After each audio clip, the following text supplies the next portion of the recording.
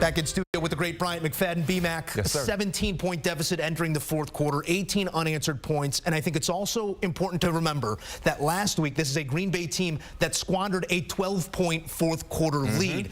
To do what they did in the fourth quarter after what they did a week ago tells you what about the makeup of this team and specifically their quarterback. This team, they're learning how to fight and how to fight to win. Last week against the Atlanta Falcons, you talked about finding ways to make things happen in the fourth quarter against the Falcons on the road. They didn't win that ball game. So just learning from that experience last week and being able to, unfortunately, get up to a slow start. I mean, the first three quarters, it was all about the New Orleans Saints. And then something clicked in the fourth quarter on both sides of the football.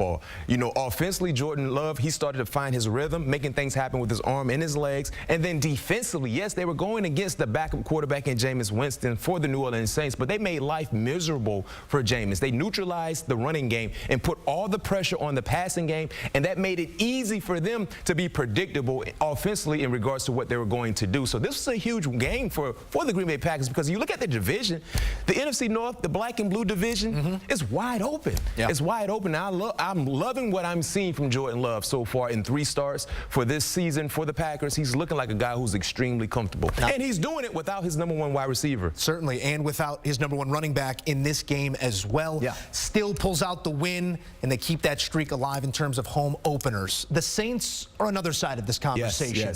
We got a glimpse of what they are without Derek Carr, and it did not look good from an offensive standpoint. The defense is stout, will continue to be, yes. You can't give up 18 points in the fourth quarter. You cannot. But specific to the offense with Jameis at the helm, is that something, if we are in a situation where there's going to be a couple weeks, if not further, without Derek Carr, that this is an offense that can run under Jameis? I think so. It's difficult to see the best coming from your backup quarterback mid-game.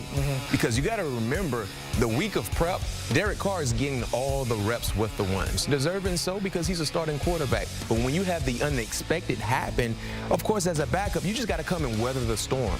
Now, if something happens and Derek Carr is not able to participate moving forward and miss a few games, then Jameis can be in a more ideal situation to be able to lead this team the way they need him to lead them. One thing I know about this team, they respect Jameis Winston as a quarterback. The coaching staff, he does everything you want your backup quarterback to do plus more. And if he has to take some significant snaps as their starting quarterback, if something is preventing Derek Carr from leading this team on the football field, they should be okay. But I can tell you this much.